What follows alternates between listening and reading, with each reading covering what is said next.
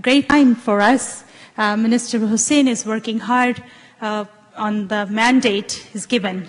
And he's working to deliver all Canadians what promises we made in the campaign. And I would be happy to join with my team, Raj Grewal from Brampton East, Kamal Khera from Brampton West, Ruby Sota from Brampton East, and Ramesh Sangha from Brampton Centre. I would like to call them to join with us. And we are working in one team, very strong team. And today we are here, and we want welcome to Minister Hussen, and I'm happy to thank Mayor Jeffrey to host us today.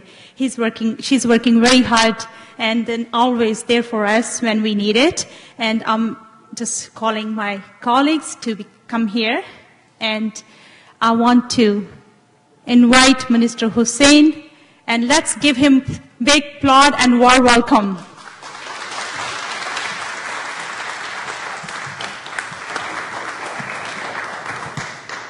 Thank you very much. I'd like to begin by saying bon matin, merci. It's great to be back in Brampton. This is my third time as minister coming back to Brampton. I'm very pleased to be joined by my colleagues, Ramesh Sangha, Ruby Sahota, Kamal Khera, Sonia Sidhu, and Raj Grewal. It's also an opportunity for us to be in the presence of her worship, Mayor Linda Jeffrey, who's a personal friend. It's great to be back in Brampton. This is a great community. When I look at this City Hall, I'm reminded of the importance of civic institutions like this one to communities, and this is a space that is a symbol of civic life in Brampton. And for those who have come from other parts of the world to make Brampton their home, whether it is that skilled immigrant who's come to Canada from Chandigarh, whether it is that young woman from Pakistan who's come to Canada to join her partner in Canada, the international student from Beijing, China, or the caregiver from the Philippines who's now in Brampton. All of them look to places like Brampton City Hall and feel and hope that they can one day belong to spaces like this. And in their effort to do that, they look to Canadian citizenship. And they long to join the Canadian family by obtaining Canadian citizenship and taking that oath of citizenship. And each one of you who has had the opportunity to be part of the Canadian family by taking the oath of citizenship and becoming a Canadian citizen knows how deeply touching that moment was for you. I certainly remember 15 years ago when I took my oath of citizenship, how moving it was for me to finally join the Canadian family. And in addition to that personal feeling, it's also a really important community feeling because, as we know, Canadian citizenship is the last step in the integration of newcomers to our society. But something happened in the last number of years, whereby the previous government had deliberately put obstacles, real barriers to citizenship for permanent residents who were genuinely seeking to join the Canadian family and to also be fully integrated into our society. And those barriers were unnecessary. They prolonged people's steps to join the Canadian family. They made it really hard, put undue pressure on young applicants, for example, and older applicants, and just made it really difficult, for example, to accumulate the physical presence requirements. And that is why today I'm very pleased to announce that we're making the important changes in Bill C-16 that have been long awaited by permanent residents. Permanent residents have been waiting for these changes for a long time. And they were eagerly awaiting these changes for the very reason that I spoke about earlier, which is that they wish to be part of our Canadian family. So today I'm pleased to announce that those long-awaited changes in Bill C-6 will come into force next week as of October the 11th. And the first part of that change that will come into force next week is the physical presence requirements for citizenship. Under the old system, you had to be physically present in Canada for 4 out of the last 6 years before you apply for citizenship. Under Bill C-6, coming into force next week, October the 11th, as of October the 11th, you will be required to be physically present in Canada for 3 out of the last 5 years before you apply for citizenship. That is really important because it will mean that many, many permanent residents will be able to apply for citizenship earlier, and it will mean that their path to citizenship will be eased and they can join our family sooner. In addition to that, we are also ensuring that the requirement to be in Canada for a consecutive number of days each year, 183 days, was causing real hardship for a lot of applicants, and we're getting rid of that requirement as well. That means permanent residents can be free to travel outside Canada for study, family reasons, or work reasons, and then come back and still be able to accumulate the necessary number of days before they become eligible for Canadian citizenship. The second step that we're taking that will come into force on October the 11th as part of our changes is the number of days that people have spent in Canada prior to becoming PR. Prior to our changes, you could be in Canada for a number of years as an international student, as a visitor, as a worker, or as a protected person. And those days will not count towards your physical presence requirements. And that was unfortunate because we know that people start to form an attachment to Canada prior to even becoming permanent residents. So as part of the changes that will come into force on October the 11th, temporary workers as well as protected persons who are in Canada will be able to count half days for a number of days that they were in Canada prior to applying. And so within a 5-year period, they can count half days for up to 1 year, for up to a maximum of 1 year, as part of their physical presence requirements. So for example, if an international student has been here for a number of years, they can potentially accumulate 1 year prior to becoming a permanent resident, and then would have to wait for only additional 2 years before they apply for citizenship.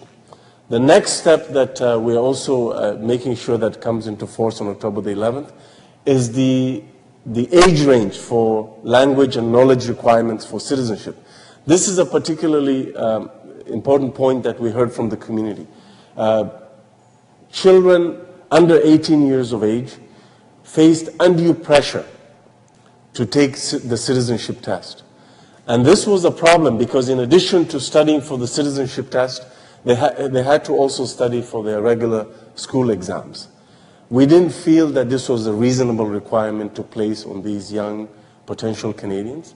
And as such, we're getting rid of that requirement and making sure that we return the age range for knowledge and language requirements back to 18 years to 54 years of age. Older Canadians who are older than 54 years of age will also not have to demonstrate language knowledge and also requirement for the citizenship test.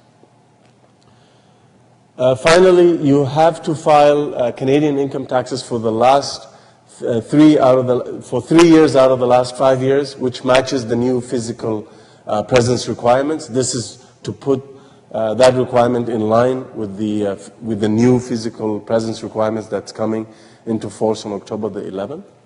And so that's another change that we're making.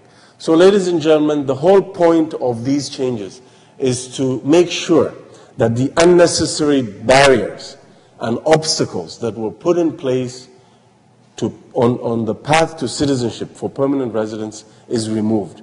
We want all permanent residents in Canada to become Canadian citizens. That's our wish because we value Canadian citizenship. We understand that we are a community that continues to welcome people from all over the world.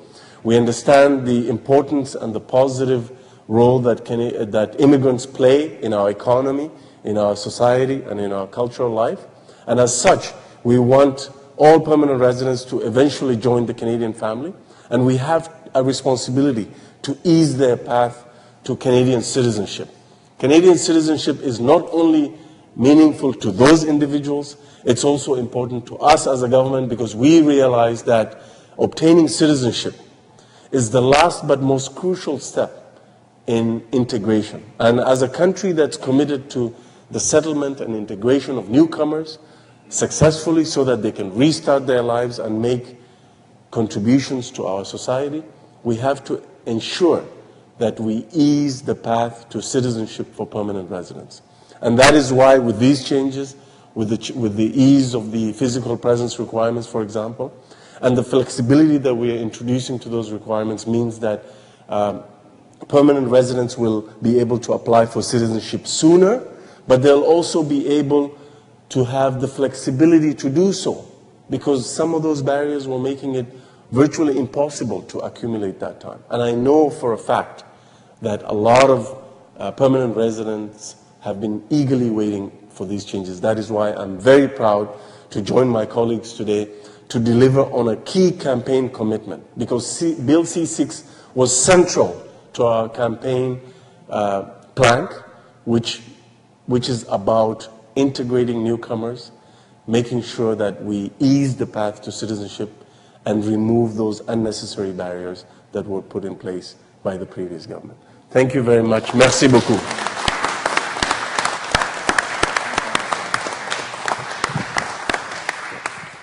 Okay, thank you very much, Minister. Now we're going to begin the question and answer period. Just a reminder that question and answers are for media only. And our first question is from Fairchild Television. Hello, Minister Hussen. I have a question related to the recent news, and it's about there has been report that the suspect of the terror attack in Edmonton, and he has been deported from the U.S. government, and he entered Canada to apply for refugee. Do you have knowledge about this, and what's your reaction? What I can confirm to you is that the individual came to Canada, to our border in 2012. He came to an official port of entry. He requested asylum from Canada. He went through the regular process at that time, and he was granted refugee status later that year. Details I will not comment on, because this is an active and ongoing investigation, and I want to make sure that we let the professionals do their work. Thank you. Thank you, Minister. Our next question is from the Canadian Press, and it's over here. Thank you, sir. Can you confirm whether he came directly from the U.S. and at which port of entry? Can you confirm anything about that? I can confirm to you that he came to an official port of entry, claimed asylum, went through the process, and was granted asylum later in 2012. Are you worried about any blowback for the Somali community as a result of this? We always make sure that communities are resilient. Our policy as a government has always been to make sure that we the resilience of communities, and that is why we invest heavily in making sure that communities feel welcome in our country, that they feel included in our social and political life. And that is the whole approach that we've had across our government in various departments. Minister, the next question is from the CBC, but before we continue, I just want to remind colleagues that we're going to go one question each outlet to start, okay? Hello, Minister. I understand that the situation with the Edmonton suspect is under investigation, but what is the government's official position on somebody who has a deportation order from the United States and is claiming refugee status in Canada? It's important to note that anyone who claims asylum in Canada, whether it is at an airport or at a border crossing, it has to go through the rigorous processing that we have in place. Once they're deemed to be eligible to even make a refugee claim, because not everyone is eligible to make a claim, but once they're deemed eligible to make a claim, they are referred to the arm's length independent adjudicatory body known as the Immigration and Refugee Board. That board is the one that is responsible to determine the merits of each and every case when it comes to asylum claims. We have time for one more question. Is there somebody else who would like to ask a question? No? Okay, seeing no questions, then that... oh, I'm sorry, there is a question on the other side. Hang on. Just let me get over there and I will give you the mic.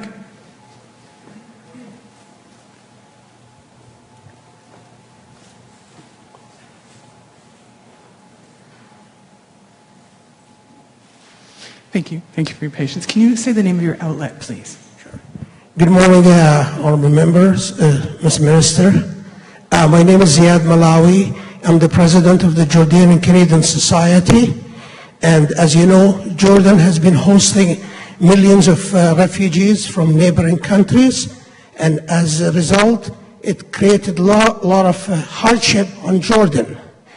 Some Jordanian Canadian here would like to sponsor their own Jordanians here, and there is a backlog of 2 more years or more, and we have a few more cases here.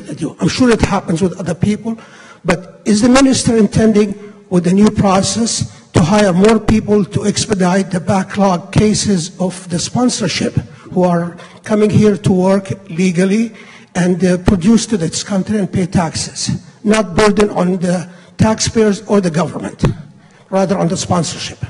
Okay, good question. Private sponsorship of refugees is a really great program that is very unique to Canada. No other country in the world sponsors refugees privately and harnesses the power of individuals to do so. We've been a model to the world, and now actually other countries are studying how our model has worked for over 4 decades. And in fact, the United Kingdom has now adopted a version of the Canadian program, which they're calling the UK Community Sponsorship Program. Our government, when we came in, we inherited a very large backlog that was irresponsibly left to grow by the previous government. We've taken the approach that, in consultation with the SAR Council, to make sure that we increase the number of spots available for private sponsorship. And for the first time in modern Canadian immigration history, the number of allocations this year for private sponsored refugees is actually larger than the government sponsored refugees. We've almost quadrupled the number available compared to the previous government. So we're doing what we can. My predecessor as immigration minister, the Honorable John McCallum, used to say that he's the only immigration minister in the world who cannot bring enough refugees to meet the demand of his citizens. So that's actually a good problem to have. It shows the amazing generosity and the depth of feeling about this issue with the Canadian public. And we've tried to meet that demand by almost quadrupling the numbers. If there is a sense and a desire to do more, we will certainly listen to that desire. And that is why I've been moving around the country consulting with various stakeholders on this and other issues with respect to immigration and refugee policy since April this year. And I hear this sentiment all the time, and we'll see what we can do with respect to that. Thank you. Thank you very much, Minister. That concludes our question and answers for today. Okay. Thank you. Thank you. Thank you, everyone.